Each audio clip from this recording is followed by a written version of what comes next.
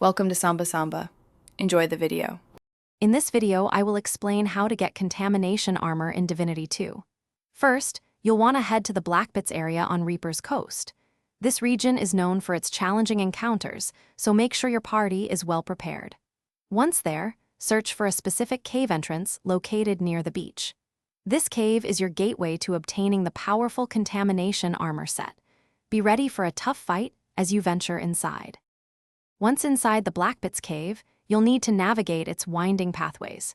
Be cautious, as the cave is filled with dangerous Voidwoken creatures.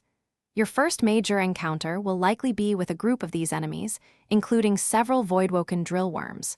Prioritize taking down these drillworms, as they can deal significant damage and create hazardous surfaces.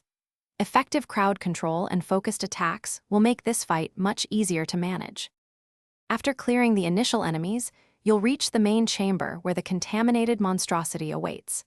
This is the primary boss guarding the armor, so be ready for a challenging battle. Focus your strongest attacks on the monstrosity while managing its summoned minions.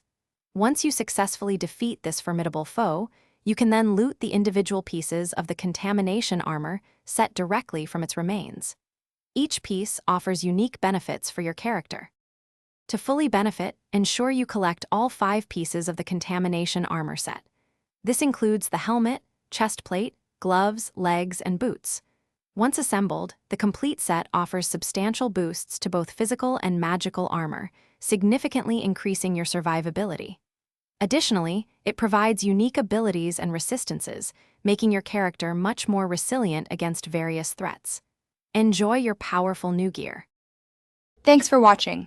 Consider subscribing if we helped you.